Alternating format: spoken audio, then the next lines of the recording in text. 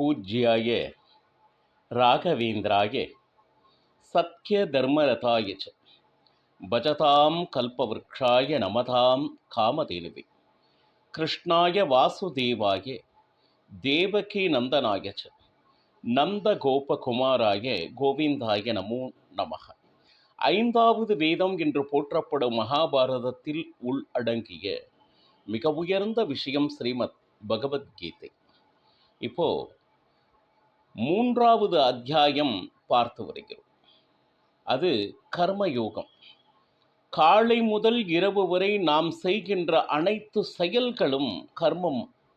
ஆனால் இது என்னால் நடப்பது அல்ல, அவனுக்காக நடந்து கொண்டிருக்கிறது, என்னுள் இருந்து அவன் அதை செய்து கொண்டிருக்கிறான் என்கின்ற எண்ணத்தோடு அந்த கர்மங்கள் நடைபெறுமானால் அது அவனை அடையக்கூடிய யோகமாகிறது, வழி ஆகிறது. இதுவே அந்த கர்மயோகம், அதனுடைய விளக்கம். இப்போ பகவான் அர்ஜுனனுக்கு பலவிதமான கர்மயோக சிந்தனையை விதைத்து கொண்டு இருக்கிறார். மூன்றாவது அத்தியாயத்தில் நேற்று 4 ஸ்லோகங்கள் நாம் பார்த்தோம். இப்போ 5வது ஸ்லோகம் பார்த்தோம்னா, நகி கட்சிக்ஷணமபி ஜாதுதிஷ்டத்ய கர்மகிருத் காரியத்தே ஹவஷ கர்ம சர்வ பிரகிருதி ஜெய் குணே அப்படின்னு சொல்லிட்டு பாருங்க. நமக்கு குணங்கள் எதிலிருந்து பெறப்படுகின்றன? நாம் பார்க்கின்ற பார்வை, காட்சிகள். சரி, நம்மை சுற்றி உள்ள மனிதர்கள், அவர்கள் என்ன சொல்றாங்க? உதாரணத்துக்கு, ஒரு நல்ல சத்சங்கமாக இருந்தால் நம்ம கோயிலுக்கு போகலாம், அங்கே இன்னைக்கு விசேஷம் இருக்கு அப்படின்னு சொல்லிட்டு நாமளும் அவங்களோட போகக்கூடிய ஒரு சூழ்நிலை ஏற்படுகிறது. இதே நம்மை சுற்றி இருப்பவர்கள் வேறு ஏதாவது மாயைகளில் சிக்கி அந்த பொழுதுபோக்கிற்காக நம்மை அழைத்து சென்றால், மாறாக நம்மளுடைய மனம் அதற்பேல் என்ன சொல்லுது, பற்று கொள்கிறது.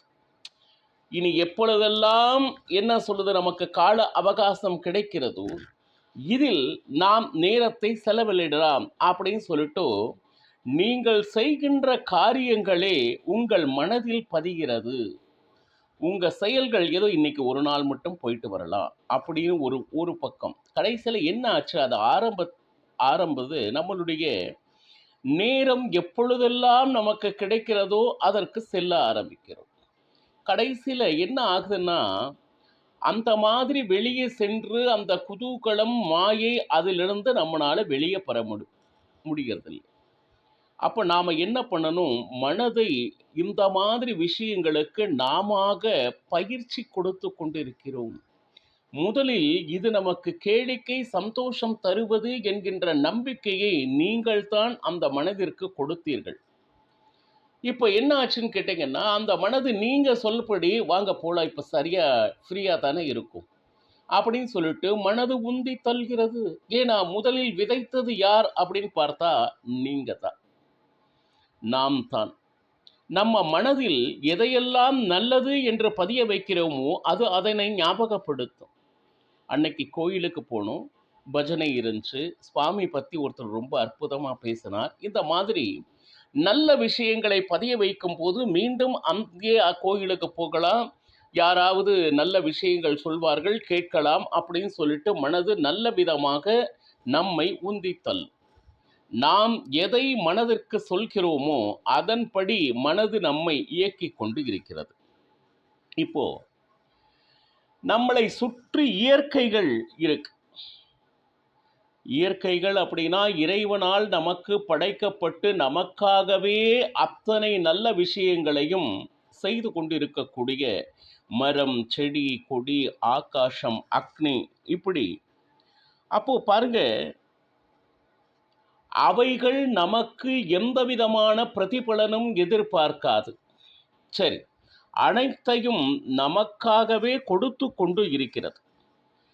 ஒரு பக்கம் அதிலிருந்து பாடம் எடுப்பவர்கள் வெகு சிலர். ஆனால் அது பாட்டுக்கு அது செஞ்சுட்டு போட்டோம், அதனுடைய இயற்கை தானே. அது என்ன சொல்லுது, என்றைக்குமே நீ எனக்கு இதுவரை ஏதாவது செய்தாயா அப்படின்னு யாரும் கேட்கறது இல்லை. அதனால நாமும் கொடுக்கறது இல்லை. கேட்டாலும் கேட்காவிட்டாலும் நமக்கு ஒரு பலன் தருகின்ற ஒரு விஷயத்துக்கு நன்றி பாராட்டுவது என்பது மனிதனுடைய குணமாக இருக்க வேண்டும், இயற்கையாக. அதை விடுத்து கேட்டா பார்த்துக்கலாம் அப்படின்னு சொல்லிட்டு அதையெல்லாம் நாம் கடந்து சென்றோம்னா, இறைவனால் நமக்கு கொடுக்கப்பட்ட அத்தனை விஷயத்தையும் நாம் உபயோகப்படுத்தி விட்டு அதை திரும்பி கூட பார்க்காமல் போனால் நன்றி மறந்தவர்கள் ஆகும். இப்போ பாருங்க, இது அத்தனையும் கிடைத்து நமக்கு எல்லா சுதந்திரமும் இருக்கு. ஆனா ஒரு கட்டுப்பாட்டை நாமே நமக்குள் விதைத்து கொள்ள வேண்டும். மனதில் நீங்கள் எதை பதிய வைத்திருக்கீங்களோ, நான் என்ன வேணா செய்வேன், மனசு அங்க போ அப்படின்னா பின்னாடியே போறது. அப்போ நீங்கள் அதன் வசம் இருக்கிறீர்கள். அது என்ன உங்களை உணர்த்துகிறதோ அதன்படி நீங்கள் பின் செல்பவர்களாக இருக்கிறீர்கள். அப்போ சுதந்திரம் உங்களிடத்தில் இல்லை, ஏதோ ஒரு வசத்தில் நீங்கள் இருக்கிறீர்கள். அப்ப என்னாச்சு, அது எங்க போ அப்படின்னு சொல்லுதோ அதன் பின்னால போகும் அளவிற்கு நீங்கள் சுதந்திரமின்றி உங்களை மீறி ஒரு காரியத்தை செய்ய வற்புறுத்தப்படுத்தி கொண்டு இருக்கிறீர்கள். ஏன்னா இந்த விதையை விதைத்தது நாம். இந்த கேளிக்கையில் உன்னுடைய வாழ்க்கையை செலுத்து என்கின்ற விதையை போட்டீர்கள். அது என்னாச்சுன்னா நம்ம வாழ்க்கையை நகர்த்தி கொண்டிருக்கிறது. அது நல்வழியா தீவழியா, அது நாம் விதைத்த விதையை பொறுத்தது. அப்போ பாருங்க, ஒரு மனுஷன் ஒன்னா நல்லது செய்யணும், இல்லை கெட்டது செய்யணும்.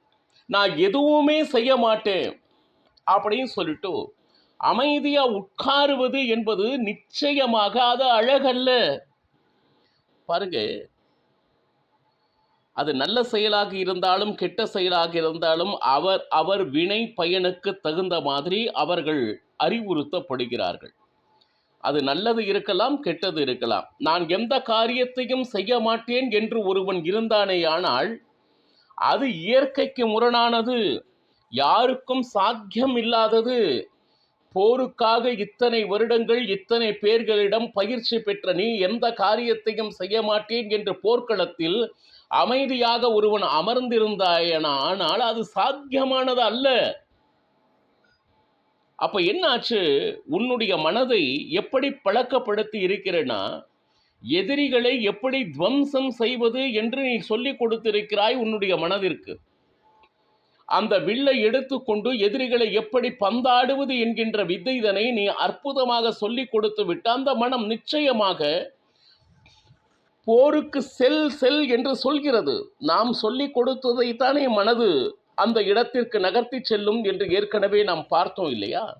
இப்ப நகர்த்தி வந்த அந்த மனது போர்க்களத்தில் நின்று கொண்டிருந்த வேளையில் எல்லாவற்றையும் அடக்கி ஒடுக்கி நான் எந்த காரியத்தையும் செய்ய மாட்டேன், நான் போரி புரிய மாட்டேன் என்பது சாத்தியமானதா? ஒரு 30, 40, 50 வருடங்களாக ஒரு மனதை ஒரு விதமான வழியில் நீதான் செலுத்தி கொண்டிருக்கிறாய். எவ்வளவு வித்தைகள் இருக்கோ, வில் வித்தையா, பானமா, ஆயுதமா, அஸ்திரமா, சஸ்திரமா, அத்தனை வித்தைகளையும் மனதிற்கு சொல்லி சொல்லி அது பயிற்றுவித்து அதில் கைதேர்ந்தவனாக இருந்துவிட்டு அந்த பானங்களை எந்த காரணம் கொண்டும் பிரயோகம் பண்ண மாட்டேன் அப்படின்னு சொல்லிட்டு ஒருவன், அதுவும் போர்க்களத்தில் அந்த வாத்தியங்கள் எல்லாம் முழங்கிய பின்பு என் கை நடுங்குகின்றது அப்படின்னு சொல்லிட்டு அந்த காரியத்தை செய்ய மாட்டேன் அப்படின்னு சொல்லிட்டு ஒருவன் அமருவது நிச்சயம் சாத்தியமானதே இல்லை என்று அர்ஜுனனுக்கு இந்த ஸ்லோகத்தின் மூலமாக அறிவுறுத்துகிறார். அடுத்த ஸ்லோகம் பார்த்தோம்னா, கர்மேந்திரியாணி சம்யம்ய ய ஆஸ்தே மனசா ஸ்மரன் இந்திரியார்த்தான் விமூடாத்மா மித்யாச்சாரச உச்சியதே. இப்போ பார்த்தீங்கன்னா, அவனுடைய அர்ஜுனுடைய புலன்கள் அனைத்தும் போருக்கு தயாராக இருக்கு. ஏன்னா அதற்கு உண்டான பயிற்சியைத்தான் சத்திரிய குலம், சத்திரிய தர்மம் ஆதரிக்கிறது. ஒரு அரசன் என்பவன் எதிரிகள் சூழும் பொழுது அந்த ஆபத்தை எப்படி எதிர்கொள்வது, அந்த எதிரிகளிடமிருந்து நல்லவர்களை எப்படி காப்பாற்றுவது என்பதே சத்திரிய தர்மம். அப்படி புலன்களை தயார்படுத்திவிட்டு, ஆனால் இப்போ மனம் போருக்கு தயாராக இருந்தாலும் வேண்டாம், போர் புரியக்கூடாது என்று அது அனைத்தையும் கட்டுப்படுத்தி கொண்டு கட்டிப்படுத்தி ஏதோ தவறான ஒரு காட்டுக்கு செல்கிறேன், தபம் செய்கிறேன், நான் போர் புரிய மாட்டேன் அப்படின்னு சொல்லிட்டு தவறான விஷயங்களை, தவறான முடிவுகளை மனதில் கொண்டு ஒரு சஞ்சலத்தின்படி ஒரு ஊரவாக உட்கார்ந்திருக்கக்கூடிய சீடனை பரிதாபமாக பகவான் கிருஷ்ணன் பார்க்கிறார். பாருங்க, அதே போல நான் எதுவும் செய்ய மாட்டேன்னு அமர்வதும் தவறு. இந்த புலன் இன்பத்தினால் வருகின்ற மாயையை சிக்கிக்கொண்டு அந்த மாயையிலிருந்து விடுபடாமல் சதாசர்வ காலம் அந்த மாயையிலேயே எவன் ஒருவன் இருக்கிறானோ, பாருங்க, எதுவும் செய்ய மாட்டேன்னு அமர்வதும் அதே போல அந்த மாயையில் சிக்கி அதிலிருந்து வெளிவர மாட்டேன், இதற்கு நான் அடிமையாகத்தான் இருப்பேன் என்று வாழ்க்கையில் ஒருவன் நினைத்தால் அவனை போல முட்டாள் இந்த உலகத்தில் வேறு யாரும் இல்லை. ஸ்பஷ்டமாக சொல்ற, எல்லா வித்தைகளையும் தெரிந்து வைத்துக்கொண்டு அதன் பயன்படுத்தாமல் இருப்பவன் முட்டாள். ஆனால் அந்த மாயையில் சிக்கி அதிலிருந்து வெளிவர தெரியாமல் இதுவே வாழ்க்கை, இதுதான் இன்பம் அப்படின்னு சொல்லிட்டு அதன் பாலே எவன் அதனை அனுபவித்தே தன்னுடைய வாழ்க்கையில் சென்று கொண்டிருக்கிறானோ அவன் ஒரு முட்டாள்.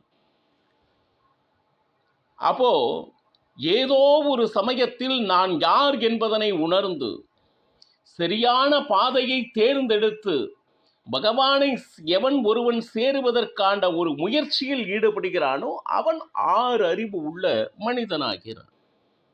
இப்போ இன்னும் சொல்ல போனா, தன்னைத்தானே ஏமாற்றிக்கொண்டு தன்னுடைய திறமையை வெளிக்காட்டாது தேவையற்ற விஷயங்களில் மனதை செலுத்தி அதன்பால் தன்னுடைய வாழ்க்கையை நகர்த்தி கொண்டிருக்கிறவன் மனிதன் என்று அழைப்பதில்லை, அவன் போலி மனிதன் என்று அழைக்கிறான். மனிதன் போல தோன்றினாலும் அவன் நிச்சயமாக மனிதனுடைய குணங்களை பெற்றவன் அல்லன். பாருங்க, இதை விட வேறு யாராவது திட்ட முடியும்? திறமைகளை கற்றுக்கொள்வது மட்டும் பெரிய விஷயம் இல்லை. சமயம் வரும்போது அதனை பயன்படுத்தி அதன் மூலமாக நல்லவர்களை காப்பது என்பது நீ பிறந்த குலத்தினுடைய தர்மம் அர்ஜுனா. அப்போ நான் எல்லாம் செய்ய மாட்டேன், தபம் செய்கிறேன், காட்டிற்கு செல்கிறேன், இந்த வார்த்தைகள் உன்னுடைய தர்மத்துக்கு பொருத்தமானது அல்ல என்பதனை அர்ஜுனனுக்கு புரிய வைத்து கொண்டு இருக்கிறார். 7வது ஸ்லோகம், 3வது அத்தியாயம். யஸ்து இந்திரியாணி மனசா நியம் யார பதேர்ஜுனா கர்மேந்திரியை கர்மயோகம் அசக்தச விசிஷ்யத்தே. இது 3வது அத்தியாயத்தில் 7வது ஸ்லோகம். பாருங்க, மாறாக இப்ப என்னதான் செய்யணுங்கிறீங்க? அப்போ தவறான பாதையில் செல்கின்ற அந்த புலன்களை எவன் ஒருவன் கட்டுப்படுத்த முயல்கிறானோ, கட்டுப்படுத்த அறிந்தவனாக இருக்கிறானோ, அது எங்கெல்லாம் போகுதோ அதன் பின்னாடியே போகிறவன் நிச்சயமாக வாழ்க்கையில் வெற்றி பெற முடியாது. அது தான் இந்திரிய நிகிரகத்தை ரொம்ப அற்புதமா. ஏன்னா ஒரு கர்மயோகம், ஞான யோகம், தியான யோகம், இப்படி எல்லாம் ஒரு பாடங்கள் எடுப்பதற்கு முன்னாடி முதல் பாடம் என்னன்னா, இறைவனால் கொடுக்கப்பட்ட கர்மேந்திரியங்கள், ஞானேந்திரியங்கள் அப்படின்னு இருக்கு. ஓ, கண், காது, மூக்கு, வாய் இதெல்லாம் இருக்கு இல்லையா? இதை வைத்து கொண்டுதான் சாதனை செய்ய வேண்டும். ஆனால் அது நம்மை அறியாமல் பல விஷயங்களுக்கு அடிமைப்பட்டு விடுகிறது. இதை பார்க்காமல் என்னால் இருக்க முடியாது, கேட்காமல் இருக்க முடியாது, உண்ணாமல் இருக்க முடியாது என்கின்ற எத்தனையோ விஷயங்களுக்கு அடிமைப்பட்டிருக்கிறோம். அந்த நாவடக்கம் அப்படின்னு சொல்லி ஏதோ தேவையற்ற பேச்சுக்களை பேசி மற்றவர்களை துன்புறுத்துவதே என்னுடைய வாடிக்கை என்று மிகு பலர் தன்னுடைய வாழ்நாளை கழித்து கொண்டு இருக்கிறார்கள். ஆனால் எவன் ஒருவன் அந்த புலன்களை அவனுடைய மனதனால் கட்டுப்படுத்த தெரிந்திருக்கின்றானோ. அடுத்து, இந்த உலகத்தில் நம் கண்முன்னே இருக்கக்கூடிய அந்த விஷயத்தின் மேலே இருக்கின்ற அந்த பற்றினை விட்டு, சார் எதுவா இருந்தாலும் அந்தந்த நேரத்தில் உனக்கு நிச்சயமாக கிடைக்கும்.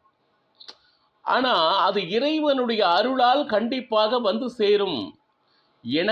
என்னுடைய முயற்சியினால் வருகிறது என்று நினைப்பவன் பாருங்க, ஒரு நாள் எதுவுமே வந்தாலும் ஏற்றுக்கொள்ள முடியாது படுத்து விடுகிறானே மரண படுக்கையில். அப்ப என்னாச்சு? யார் தரா? பகவானுடைய அனுகிரகத்தால் கிடைப்பதை ஏற்றுக்கொண்டு, சரி பற்றென்று சதா சர்வ காலமும் பகவான் கிருஷ்ணனுடைய உணர்விலே செயல்பட்டு கொண்டு இருக்கக்கூடிய ஒரு நேர்மையான ஒரு மனிதன், அவன் மிக உயர்ந்தவன் என்று கருதப்படுகிறான் அர்ஜுனன். இந்திரியங்கள் பின்னாடி போய் உன்னுடைய வாழ்க்கையை வீணடித்துக் கொள்ளாது. அது சொல்றபடியெல்லாம் கேட்காதே. உன்னை உட்கார வைத்து சோம்பேறித்தனம் ஆக்கிவிட்டு காட்டிற்கு சென்று தபம் செய்து உன்னை செயலற்றவனாக ஆக்கிவிடும். இந்த இடத்தில் உன் மனதனுடைய கட்டுப்பாடு உன் கையில் இருக்க வேண்டும். அந்த கர்மயோகம் பகவான் கிருஷ்ணனையே நினைத்து செயலாற்றினே ஆனால் நீ மிக உயர்ந்தவனாக கருதப்படுவாய் என்று தன்னுடைய சீடன் அர்ஜுனனுக்கு பகவான் கிருஷ்ணன் தேற்றிக் கொண்டு இருக்கிறார். நாளையும் பருகலாம். சர்வம் ஸ்ரீ கிருஷ்ணார்ப்பணமஸ்து. ஹரே ஸ்ரீனிவாசா.